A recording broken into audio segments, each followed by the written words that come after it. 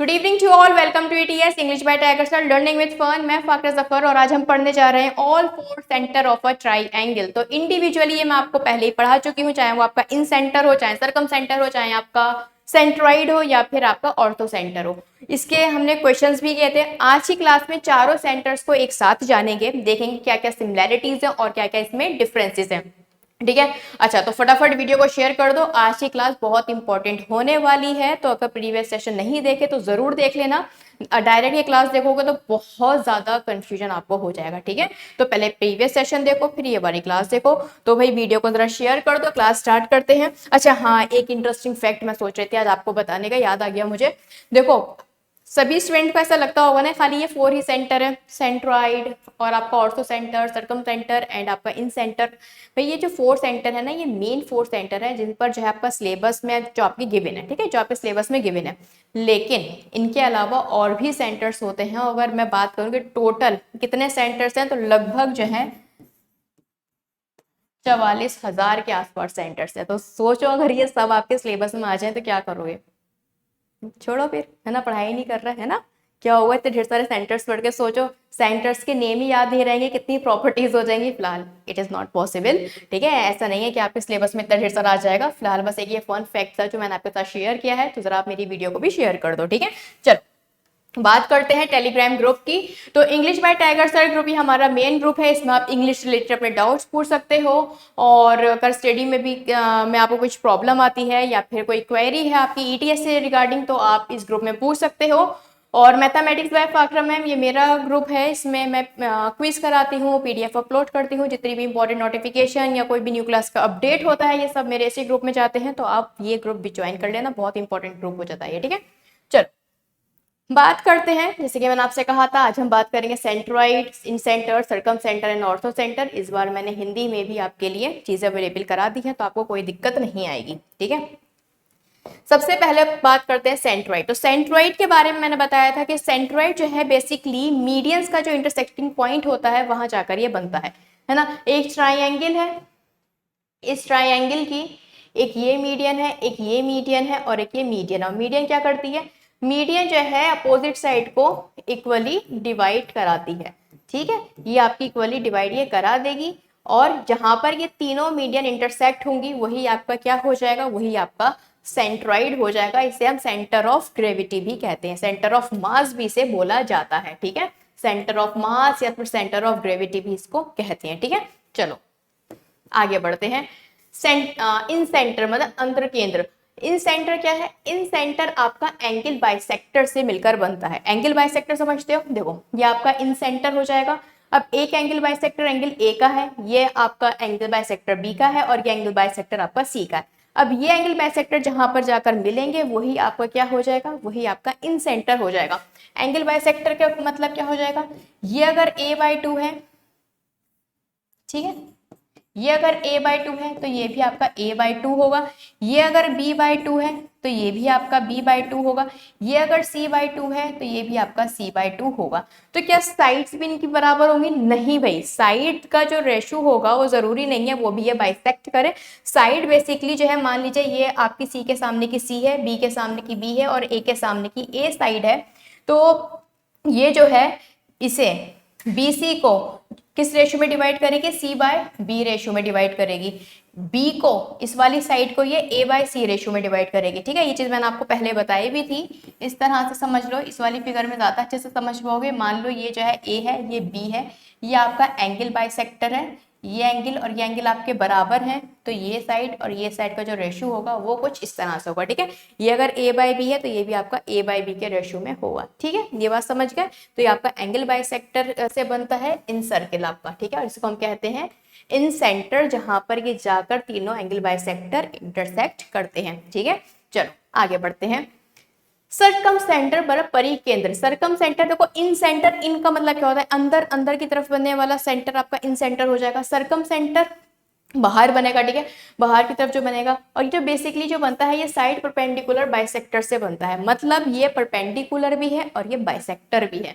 ठीक है, angle bisector नहीं है। देखो बाइसेक्टर का मतलब क्या होता है, डिवाइड इनटू 2 इक्वल पार्ट्स। ठीक है, किसी भी चीज को 2 इक्वल पार्ट्स में डिवाइड करने को हम बाइसेक्ट बोलते हैं, ठीक है। तो ये आपका बाइसेक्टर है, जरूरी नहीं है ये यहाँ पे मतलब बाइसेक्टर तो एंगल बाइसेक्टर भी होगा ना, ऐसा नहीं है, ठीक है। ये सिर्फ आपका नॉर्मल बाइसेक्टर है, लेकिन ये परपेंडिकुलर भी है, बट ये बाइसेक्ट इसे कर रहा है, ये आपकी साइड को बाइसेक्ट करेगा, ठीक है। ये आपका 90 डिग्री पे बाइसेक्ट करेगा, ये 90 डिग्री पे बाइसेक्ट करेगा, और ये आपका 90 डिग्री पर बाइसेक्ट करेगा। और ये साइड परपेंडिकुलर बाइसेक्टर जहां भी जाकर मिल जाएंगे उसी को हम सर्कमसेंटर बोल देंगे, ठीक है। Intersecting point of all side perpendicular bisector is called the circumcentre, ठीक है। Right angles to the midpoint of each side, है ना, हर साइड के मिड पॉइंट से, ये अगर ए है तो ये भी ए होगी, ये अगर बी है तो ये भी बी होगी, ये अगर सी है तो ये भी आपकी सी होगी, ठीक है। अब अगर आप देखो ये एक तरह से मीडियन का भी काम कर रहा है ना, लेकिन मीडियन क्या है, मीडियन परपेंडिकुलर नहीं होती, लेकिन आपका जो साइड परपेंडिकुलर बाइसेक्टर है वो बाइसेक्टर जो है परपेंडिकुलर होता है, ठीक है। मीडियन है तो सेंट्रोइड, परपेंडिकुलर और मीडियन दोनों है तो आपका सर्कमसेंटर, ठीक है। चलो मैंने पूरी चार्ट भी बना रखा है आगे, इसमें परेशान मत होना। ऑर्थोसेंटर आपका लाइन सेगमेंट ज्वाइन करती है एल्टीट्यूड, जो एल्टीट्यूड होते हैं। अब ये नॉर्मली एल्टीट्यूड है, नॉर्मल हाइट है, ना ही ये मतलब ना ही ये बाइसेक्टर है, ना ही ये एंगल बाइसेक्टर है, मतलब ना ही साइड बाइसेक्टर है और ना ही ये एंगल बाइसेक्टर है, ठीक है। ये normally length of the triangle है, एक तरह से एल्टीट्यूड ऑफ अ ट्राइंगल है, और ये जहां पर भी जाकर इंटरसेक्ट होते हैं उसी पॉइंट को हम ऑर्थोसेंटर कह देते हैं, ठीक है। अब इसको मैंने बहुत अच्छे से इस टेबल में यहाँ पर शो किया है, जिससे कि आप आसानी से सारी चीजें समझ जाओ। पीडीएफ आपको अवेलेबल हो जाएगी, जिससे कि आपको नोट्स बनाने में भी कोई दिक्कत नहीं आएगी, ठीक है। देखो, centroid made by intersection of the medians, है ना, इंटरसेक्शन ऑफ द मीडियंस हो जाएगा। ये बनेगा एंगल बाइसेक्टर से, ये बनेगा साइड परपेंडिकुलर बाइसेक्टर से, और ये बनेगा आपका एल्टीट्यूड से। बाइसेक्ट वर्टेक्स एंगल, इसमें से कौन कौन से हैं जो वर्टेक्स एंगल को बाइसेक्ट करते हैं, कि ये भी बहुत बड़ा कंफ्यूजन पॉइंट होता है।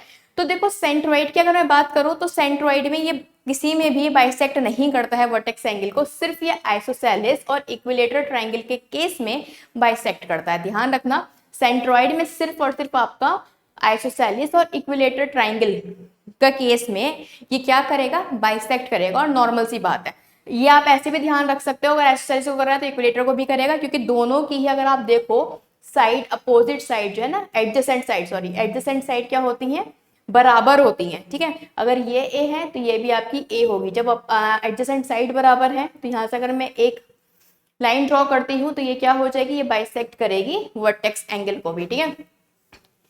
इन सेंटर में यस, इन सेंटर तो होता ही आपका एंगल बाइसेक्टर से मिलकर बन करता है, ठीक है, जाहिर सी बात है कॉमन सेंस की, तो ये तो करेगा ही करेगा, ठीक है।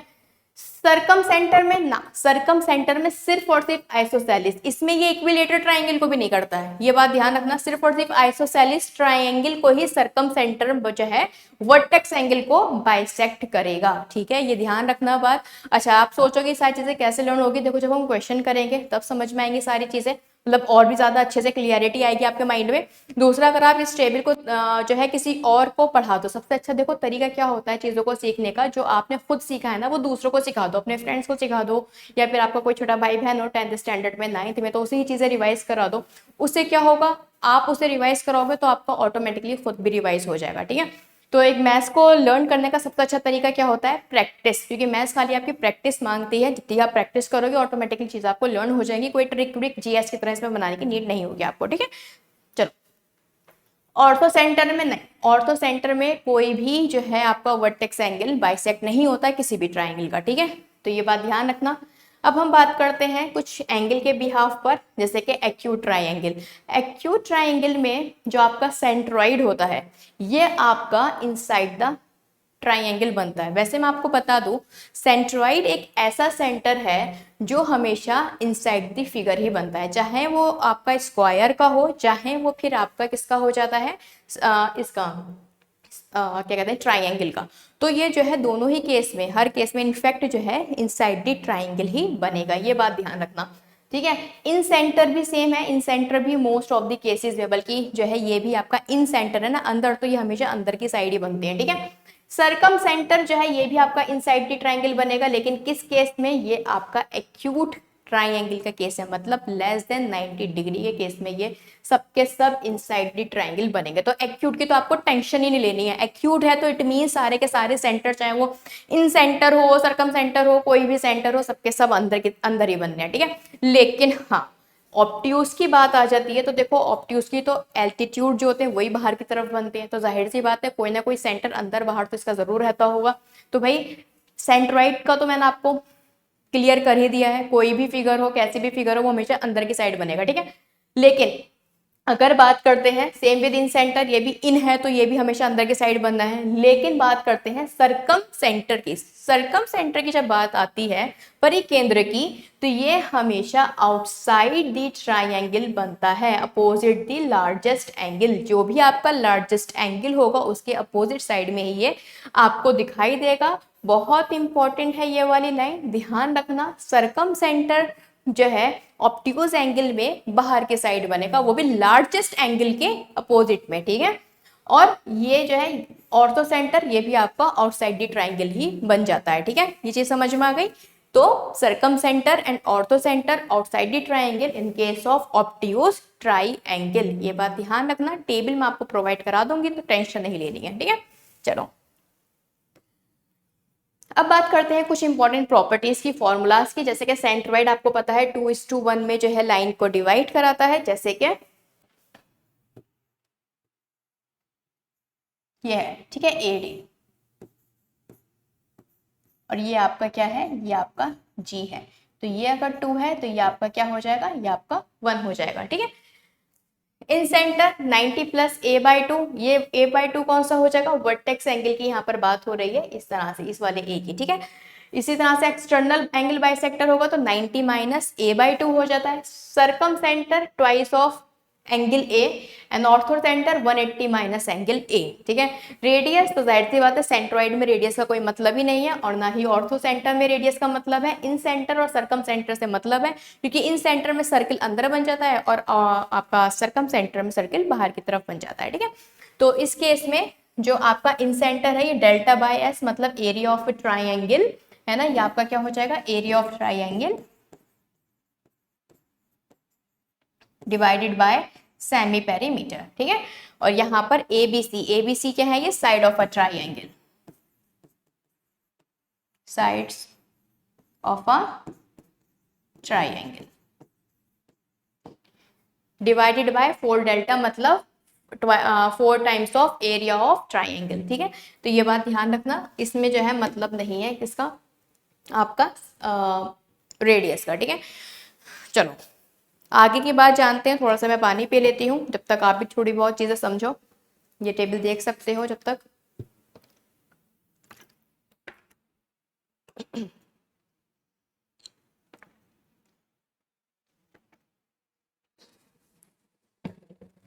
चलो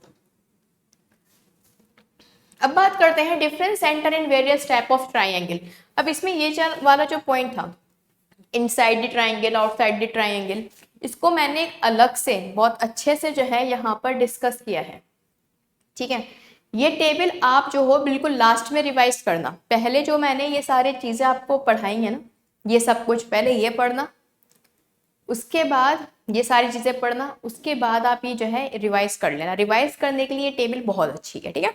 चलिए, different centre in various type of triangle, मतलब भाई ये जो सेंटर्स हैं ये कहाँ कहाँ लाई करते हैं। अगर मैं बात करूं ऑन एक्यूट एंगल, ये on same line accept in centre, मतलब यहाँ पर मैं फिगर ड्रॉ करना पसंद करूंगी।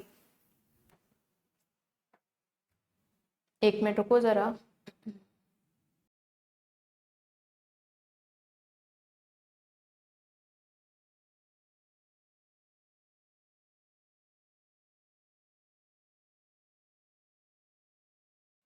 ओके देखो,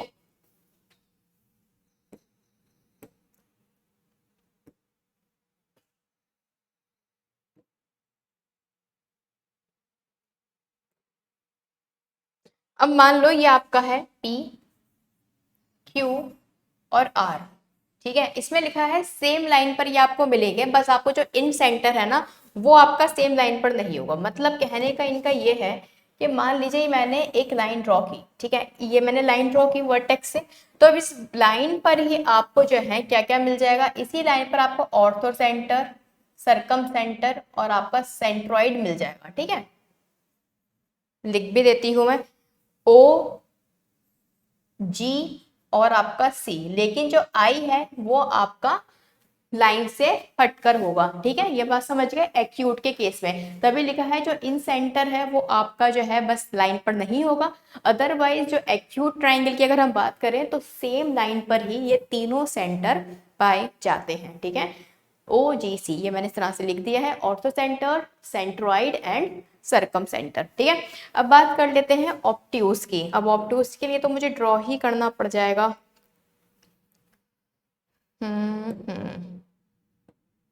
ब्लैक पेन ले लेते हैं।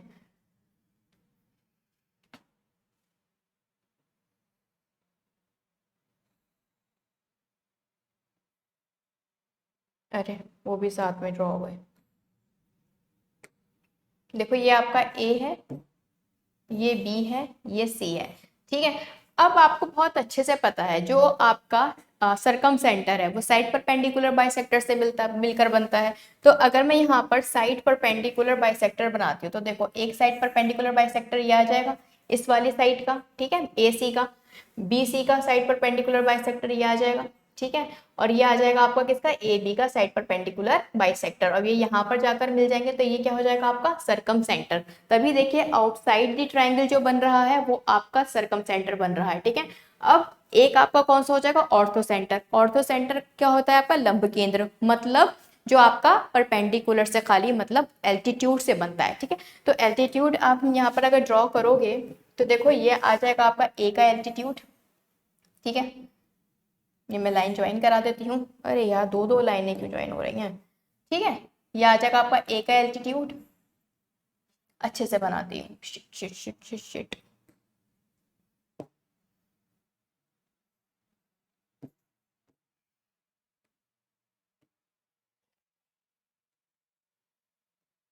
एक हाइट ये आ जाएगी, ठीक है, और एक आपकी यहाँ से आ जाएगी और एक आपकी कहाँ से आएगी, ये वाली, और ये जो आपस में जाकर मिलेंगी ना इसी पॉइंट को आप क्या बोल दोगे, ये आपका सी हो जाएगा, मतलब ओ, ओ सॉरी ओ मतलब ऑर्थो सेंटर, ठीक है। तो ऑर्थो सेंटर आपका बाहर की साइड बनेगा किससे, ये आपकी हाइट ऑफ द ट्राइंगल मतलब एल्टीट्यूड ऑफ अ ट्राइंगल जहां पर मिल जाएंगे। तो देखो ये भी आउटसाइड बना, ये भी आउटसाइड बना। अब इनसाइड दी ट्राइंगल की बात हो रही है तो इन सेंटर और सेंट्रॉइड मैंने आपको बताया था ये हमेशा जो है इन मतलब जो है इनसाइड दी फिगर ही बनते हैं, ठीक है। तो कहीं ना कहीं इस तरह से अगर मैं लाइन को ज्वाइन करा देती हूँ, ठीक है, तो आपका जो इन सेंटर है वो आपका यहाँ कहीं आ जाएगा और जो आपका वो है सेंट्रॉइड वो आपका यहाँ आ जाएगा। तो जी और आई मैं लिख देती हूँ जिससे कि आपको आसानी हो जाए चीजों को समझने में, ठीक है। बल्कि जो सही है ना वॉइस, ठीक है, ठीक है।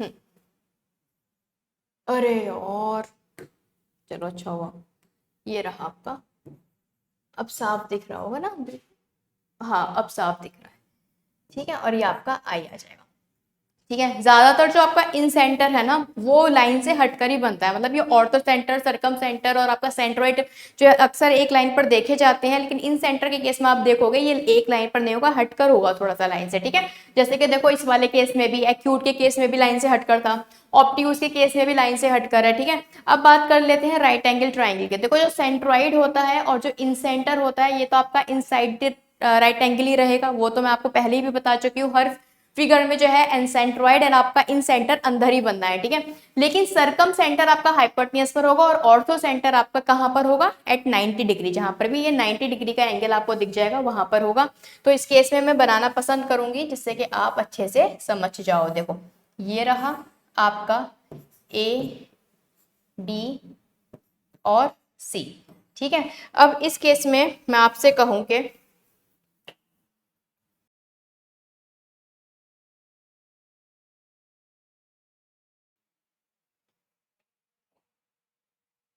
पेन पिंक ले लेते हैं ना, इसे मैं मिला देती हूँ, ठीक है। तो यहाँ जो होगा आपका ये मैंने आपको पहले ही बताया था, ये आपका ऑर्थो सेंटर हो जाएगा, ठीक है। अब यहाँ पर क्या बनेगा, आपका साइड परपेंडिकुलर है तो जाहिर सी बात है आपका सरकम सेंटर होगा, ऑर्थो सेंटर सरकम सेंटर आ जाएंगे। यहाँ कहीं आपका क्या आ जाएगा, जी आ जाएगा, सेंट्रॉइड हो जाएगा। और आई आपका मैंने आपको बताया था ये हमेशा जो है लाइन पे से हटकर ही बनता है, ठीक है। तो देख सकते हो ये आई है, ये जी है, ये सी है और ये आपका ऑर्थो सेंटर है, ठीक है। इक्विलेटर ट्रायंगल में सभी आपके एक ही पॉइंट पर होते हैं, इक्विलेटर ट्रायंगल की तो बात ही अलग है। तो यहाँ पर मैं इक्विलेटर ट्रायंगल अगर बनाती हूँ, ये रहा छोटा सा हमारा ट्रायंगल। और इक्विलेटर ट्रायंगल की अगर बात करते हैं तो देखो जहां पर इसका सेंट्रॉइड होता है ना, जैसे कि ये इसका सेंट्रॉइड है, ठीक है, तो यहीं पर ही आपको सेंट्रॉइड, सरकम सेंटर, इन सेंटर और आपका ऑर्थो सेंटर देखने को मिल जाएंगे। एक ही पर्टिकुलर पॉइंट पे सारे आपको सेंटर देखने को मिलेंगे। लेकिन अगर हम बात करते हैं किसकी,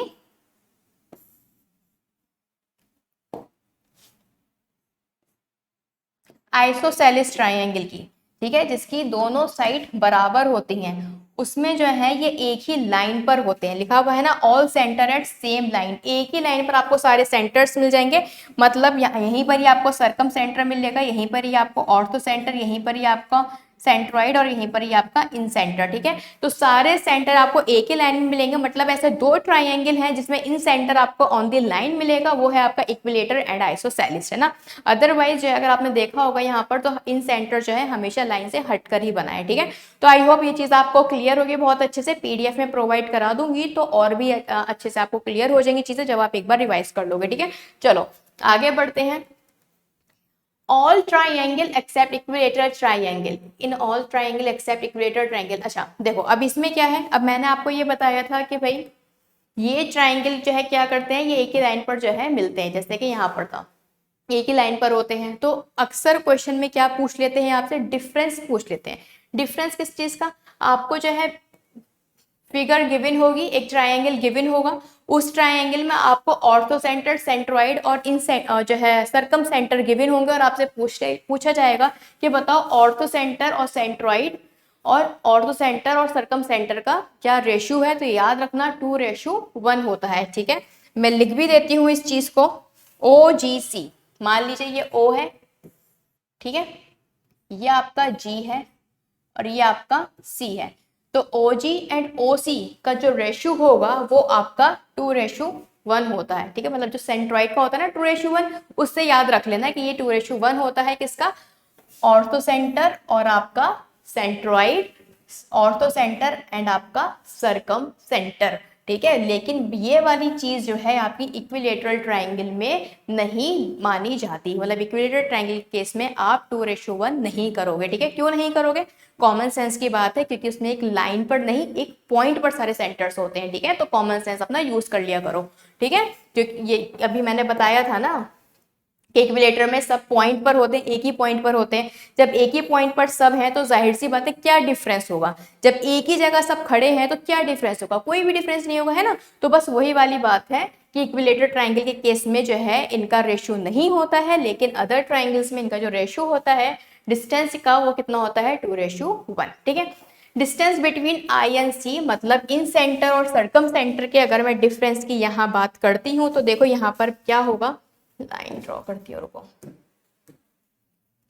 जैसे मान लो ये लाइन है, ठीक है। अब मैंने कहा ये आपका ऑर्थो सेंटर है, ठीक है, ये आपका जी है और ये आपका क्या आ जाता है, सी आ जाता है, ठीक है। अभी मैंने क्या बताया था, इनका जो रेशियो है वो 2:1 है, ठीक है। और आपका जो आई है वो हमेशा क्या रहता है, आउटसाइड दी ट्राइंगल बनता है, ठीक है। अभी कहीं आउटसाइड दी ट्राइंगल इस तरह से फॉर्म हुआ है तो आपसे पूछा गया है, मान लीजिए अगर मैं इसको इससे मिला दूं, बल्कि मैं यहाँ पर कलर चेंज कर लेती हूँ तो ज्यादा बेस्ट रहेगा, पिंक कलर ले लेते हैं जो एकदम हाईलाइट भी होगा, ठीक है। मान लीजिए मैंने इसको इससे मिला दिया है और आपसे पूछा गया है OC, आई और सी में क्या अंतर है, ये आपसे पूछा गया है। तो इसका फॉर्मूला याद रखना, ये होता है आपका D² बराबर किसके हो जाता है, ये R, मतलब सरकम रेडियस ब्रैकेट में R -2R, स्मॉल R आएगा इन रेडियस, ठीक है। अब यहाँ पर R जो है वो आपकी हो जाएगी क्या, सरकम रेडियस और आर हो जाएगी स्मॉल आर इन रेडियस। ठीक है, तो आर डी स्क्वायर जो डिस्टेंस होगा आई और सी में वो क्या हो जाएगा, are bracket are minus 2r। ठीक है, ये ध्यान रखना, इस पर डायरेक्टली क्वेश्चन एग्जाम में पूछा गया है, इनफैक्ट मेंस में भी इसका क्वेश्चन पूछा गया है। Just a second. ठीक है, चलो आगे बढ़ते हैं। अच्छा, इसका एक और फॉर्मूला है, वो वैसे नीड है नहीं उस फॉर्मूला की, लेकिन फिर भी मान लो अगर बाई चांस एग्जाम में आ जाएगा तो कैसे करोगे, तो इसका एक और भी है, वो भी मैं लिखवा देती हूँ। ठीक है, ज़रूरी है सारी चीज़ें हमारे पास होना।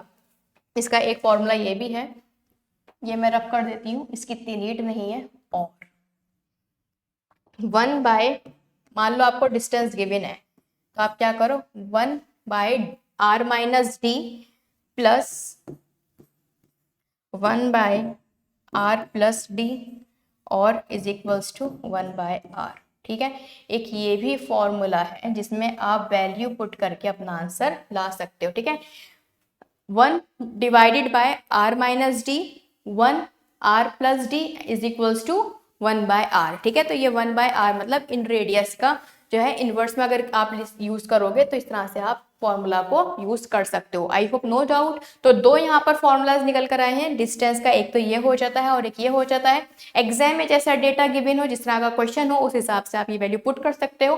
देखो, अगर आपको ये चीजें लर्न होंगी ना तो आप डायरेक्टली क्वेश्चन कर दोगे, अदरवाइज अगर आपसे पूछ लिया जाएगा तो बहुत दिक्कत हो जाएगी अगर आप ये भूल जाते हो तो। लेकिन टेंशन मत लो, मैं हूं ना, मैं क्वेश्चंस इतने ज़्यादा करा दूंगी, आप कुछ भी नहीं भूलोगे। और आप पे खुद पर भी है, प्रैक्टिस ज़्यादा से ज़्यादा करो, क्योंकि देखो जो आपकी मैथ्स है वो बहुत ज़्यादा वास्ट है और एडवांस मैथ्स तो कुछ ज़्यादा ही वास्ट है, बहुत ज़्यादा प्रॉपर्टीज़ हैं, तो एडवांस मैथ्स की तो प्रैक्टिस मस्ट है। ठीक है, चलो आगे बढ़ते हैं, बात कर लेते हैं distance of centres from sides में। साइड्स पे जो डिस्टेंस होगा वो बात कर लेते हैं। अभी जो है खाली जो है एक लाइन के डिस्टेंस की बात हो रही है ना, लेकिन जो है अगर साइड के डिस्टेंस की बात की जाए, मतलब जैसे कि ये ट्राइंगल है हमारा,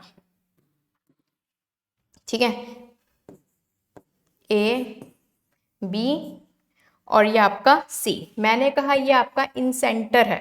ठीक है, इन सेंटर हो जाएगा, तो इन सेंटर अगर ये हैगा तो ये सब जगह से इक्वल इक्वल होगा। ठीक है, तो इस केस में जो आपका, मैं लिख देती हूँ, ये आई अगर है तो ये आपका डी है, और ये मैं ई पॉइंट मान लेती हूँ और ये मैं एफ मान लेती हूँ। ठीक है, तो इसका जो रेशियो होगा किसका, आई डी, ठीक है, आई ई और आई एफ, ये आपका 1:1:1 होगा। ठीक है, ये भी 1, ये भी 1 और ये भी 1। ठीक है, ये बात क्लियर है आपको। चलिए आगे बढ़ते हैं। तो ये तो बात हो जाती है इन सेंटर की।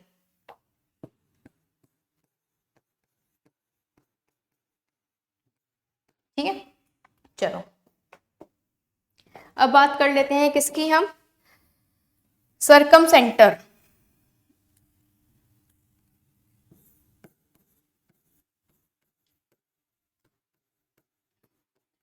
अगर आप ये क्लास डायरेक्टली देखोगे, ठीक है, प्रीवियस सेशन नहीं आपने देखे हैं, तो जाहिर सी बात है इतने ढेर सारे कंफ्यूजन हो गए ना माइंड में, सोचो कि आप देखिए ना, छोड़ दें, मैथ ही छोड़ दें। ठीक है, तभी मैंने कहा प्रीवियस सेशन जरूर देख लेना ना, बहुत दिक्कत हो जाएगी क्लास को समझने, मतलब इन सेंटर्स को समझने में। ठीक है, चलो just a second.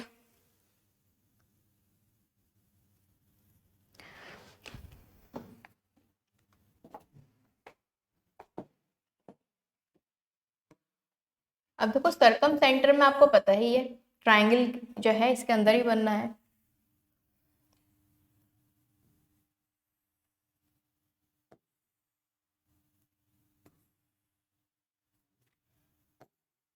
Side perpendicular bisector से मिलकर बनेगा ये, तो एक ये आ जाएगा, एक ये आ जाएगा और एक आपका ये आ जाएगा। ठीक है, और ये सब क्या है, ये आपके साइड परपेंडिकुलर बाइसेक्टर है। ठीक है, तो पॉइंट को मैं नेम भी दे देती हूँ, ज़्यादा अच्छा रहेगा। पॉइंट के नेम डी ई और ये आपका अगेन एफ। ठीक है, और ये आपका क्या है, सरकम सेंटर है, तो इसे मैं सी मान लेती हूँ। ठीक है, तो आपका ये जो सी डी, सी ई और सी एफ जो होगा, ये क्या होगा, ये आपका कॉज ए, कॉज बी और कॉज सी होगा। ठीक है, कॉज ए, कॉस बी और कॉस सी होगा। ठीक है, ये चीज ध्यान रखना। इस पर क्वेश्चन मुश्किल से ही पूछे जाते हैं। ठीक है, तो इनकी प्रूफ जानना इतने ज़्यादा रिलीवेंट नहीं है, तो मैं इनके क्वेश्चंस डायरेक्टली आपको कराऊंगी जिससे कि आपके माइंड में ये चीज़ें सेट हो जाएं, क्योंकि इतना जो है एग्जाम में कभी पूछा जाता है कभी नहीं आता, बट अब हमें नहीं पता ना हमारी शिफ्ट में कौन सा क्वेश्चन आने वाला है, तो इसलिए सारी चीज़ें हमें अच्छे से कर जानी है। ठीक है, तो इस पर जब मैं क्वेश्चंस कराऊंगी तभी चीज़ें और भी ज़्यादा अच्छे से आपको क्लियर हो जाएंगी, इसलिए परेशान मत होना बिल्कुल भी। ठीक है, अब बात कर लेते हैं सेंट्रॉइड की। यहीं पर ही सेंट्रॉइड बता देती हूँ आपको। ठीक है, सेंट्रॉइड जो आपका मीडियन से बनता है। यहाँ पर मैं ट्राइंगल ले लेती हूँ। ये बहुत इंपॉर्टेंट है, ये सारी चीजें डायरेक्टली क्वेश्चन आता है एग्जाम में इसमें, और अगर नहीं आप कर पाओगे, ठीक है, नहीं ये चीजें समझोगे, तो बस छोड़ने के अलावा उस क्वेश्चन को और कोई काम नहीं होगा। ठीक है, अरे ये क्या हो गया। सेंट्रॉइड की अगर मैं बात करती हूँ तो ये आपके साइड से रिलेटेड था ना, साइड नॉट वर्टेक्स। ठीक है, वर्टेक्स से नहीं, आपका साइड से था, तो साइड का जहां पर ये आ जाएगा, ये और ये। ठीक है, अब ये जो पॉइंट है आपका, ये हो जाएगा आपका डी, अगेन ई, और ये आपका एफ। ठीक है, और ये आपका पॉइंट जी तो है ही है। ठीक है, तो यहां से जी डी, जी ई और आपका जी एफ किसके बराबर हो जाएगा, ये हो जाएगा आपका, मैं ये भी लिख देती हूँ, ए बी और सी। ठीक है, ये हो जाएगा बी सी, ए सी और आपका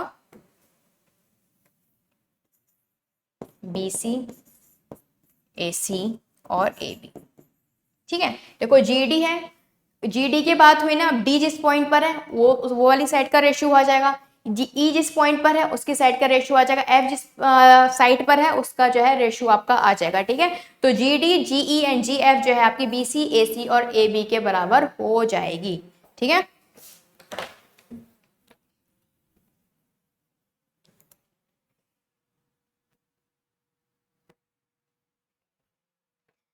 तो सेंट्रॉइड, सरकम सेंटर, बस आपका ऑर्थो सेंटर बचा है। ठीक है, वो भी मैं करा देती हूँ।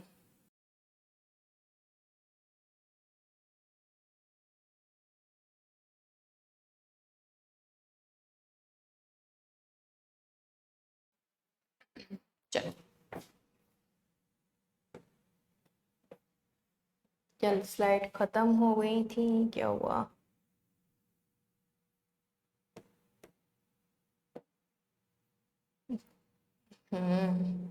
इस पर ही बता देती हूँ अब मैं, ऑर्थो सेंटर,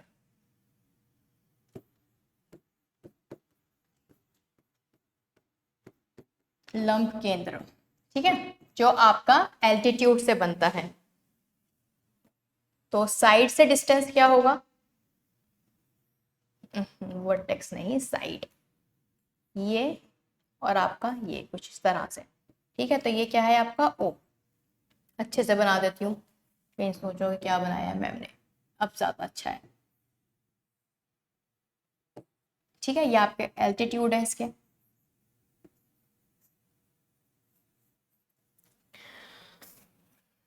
डी, ई, एफ, ए, बी और आपका सी। ठीक है, तो इसमें ओ डी, ओ ई एंड आपका ओ एफ बराबर होते हैं सेक के। ठीक है, सेक बी और सेक सी। ठीक है, ये बात ध्यान रखना, O D, O E and O F आपके सेक थीटा के बराबर होंगे। साइन मत कर देना इसे। ठीक है, कंफ्यूज मत हो जाना कि जो है आपका सरकम सेंट्रॉइड में कहेंगे, हाँ सरकम सर्किल में आपका कॉज है, सरकम सर्किल में कॉज है तो ऐसा करते हैं, ऑर्थो सेंटर में हम क्या कर देते हैं, साइन कर देते हैं। नहीं, सरकम सर्किल आपका साइड परपेंडिकुलर बाइसेक्टर से बन रहा है तो कॉज है, लेकिन वहां पे खाली एल्टीट्यूड है तो आप सेक लेना, नहीं कि साइन। कंफ्यूज मत हो जाना, तभी मैंने आपको ये अलग से बताया है कि वहां कॉज है सरकम सर्किल में, तो यहाँ पर क्या है, यहाँ पर आप सेक लोगे। ठीक है, ओहो जस्ट अ सेकेंड, वार्निंग तो दिखी गई होगी है ना, फटाफट चार्जिंग पे लगा लेते हैं।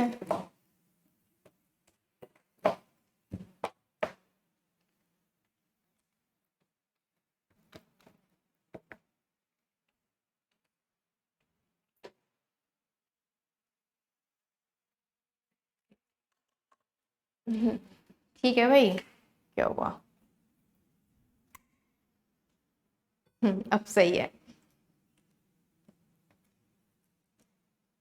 ठीक है, चलो आगे बढ़ते हैं और बात करते हैं किसकी। इसमें ज्यादातर आपको राइट एंगल ट्राइंगल गिवन होता है। ठीक है, अगर आपसे इस तरह से साइड से अगर आपसे डिस्टेंस पूछा जाएगा ना, तो आपको ज्यादातर केसेस में राइट एंगल गिवन होगा या फिर कोई ना कोई एंगल गिवन जरूर होगा, जिससे आप इजिली फाइंड आउट कर लो। ठीक है, चलो आगे बढ़ते हैं। एक लास्ट आपका बचा है, वो भी समझ लो, जरूरी है उसे समझना। देखो एक ये आपका ट्राइंगल है, इसको मैं नेम दे देती हूँ ए, ये आपका बी और ये आपका क्या आ जाएगा, सी आ जाएगा। ठीक है, इसके अंदर अगर मैं एक और यहाँ पर ट्राइंगल फॉर्म कर लेती हूँ, ठीक है, एक और ट्राइंगल फॉर्म कर लिया, ये है आपका ई, ये डी और ये आपका क्या है, एफ। ठीक, तो ये आपका जो यहाँ पर दोनों ट्राइंगल को जब मैं इस तरह से मैच कर दूंगी, ठीक है, ये जो पॉइंट है ये, इसको मैंने ओ नेम दिया, इसको हम कहते हैं क्या, पैडल ट्राइंगल। जब आपको पैडल ट्राइंगल गिवन हो, पैडल ट्राइंगल कुछ इस तरह का ट्राइंगल होता है, तो इस केस में जो है आपका ओ ए बराबर कितना हो जाएगा, 2r cos ए। इसी तरह से ओ बी बराबर हो जाता है आपका 2r cos बी, और ओ सी बराबर हो जाएगा 2r cos सी। ठीक है, ये बहुत इंपॉर्टेंट है, ये जो है ज्यादातर जो है स्टूडेंट्स को ध्यान नहीं रहती है, इनफैक्ट टीचर भी स्किप करा देते हैं। बट देखो सारी चीजें पढ़ना बहुत जरूरी है, हमें नहीं पता आपके एग्जाम में कहाँ से क्वेश्चन आ जाए, तभी ये जो छोटे छोटे से जो फॉर्मूलाज थे, जो प्रॉपर्टी थी, तभी मैंने ये क्लास में ली है, जिससे जो है सारी चीजें आपको क्लियर हो जाएं। ठीक है, तो ये वैसे जब क्वेश्चन आएगा तो इसमें आप और भी वे होते हैं क्वेश्चन को करने के, एक ही सटीक मेथड नहीं होता। ठीक है, एक बेसिक मेथड भी हमारा होता है, लेकिन अगर आपको ये वाली प्रॉपर्टीज लर्न रहती हैं, ध्यान रहती हैं, तो जो क्वेश्चन आपको करने में लगभग 2 मिनट लग जाएंगे, तो वही क्वेश्चन आप कुल कितने सेकंड में कर सकते हो, मान के चलो 20 से 30 सेकंड में आपका हो जाएगा, बल्कि उससे भी कम अगर आपकी स्पीड अच्छी है तो। ठीक है, तो अब देख सकते हो आप, अगर बेसिक से इसके क्वेश्चन करने जाओगे तो 2 मिनट तो लगेंगे ही लगेंगे, लेकिन अगर आपको ये चीजें ध्यान रहती हैं तो आपको कुछ सेकंड ही लगेंगे क्वेश्चन को सॉल्व करने में। अब एक दिक्कत आप ये सोच रहे होगे कि ये सारी चीजें लर्न कैसे होंगी, इनको सिर्फ आप अच्छे से रिवाइज करो, प्रीवियस सेशन देखो, फिर ये वाला सेशन देखो, चीजें रिवाइज करो। उससे क्या होगा, उससे एक सबसे बड़ी हेल्प ये हो जाएगी कि आपका जो है ना रिवीजन बहुत अच्छा हो जाएगा। जब रिवाइज अच्छे से हो जाएंगी चीजें, और मैं अब आपको नेक्स्ट क्लास में क्वेश्चंस कराऊंगी ना, तो ऑटोमेटिकली वो चीजें लर्न भी हो जाएंगी। तो ये जो पूरा जो पीडीएफ के फॉर्मेट में मैं आपको ये प्रोवाइड करा दूंगी मैथमेटिक्स बाय फाकरा मैम ग्रुप में, तो टेलीग्राम ग्रुप आप ज्वाइन कर लेना। और गाइस आज के लिए हम इतना ही करते हैं, नेक्स्ट क्लास में जो है हम क्वेश्चंस करेंगे इससे रिलेटेड, जिससे कि चीजें आपको क्लियर हो जाए। ठीक है, तो जरा फटाफट वीडियो को शेयर कर दो। ठीक है, शेयर जरूर किया करो वीडियो को, और पसंद आती है तो लाइक, और चैनल पर न्यू हो तो subscribe. Thank you so much, take care, bye bye.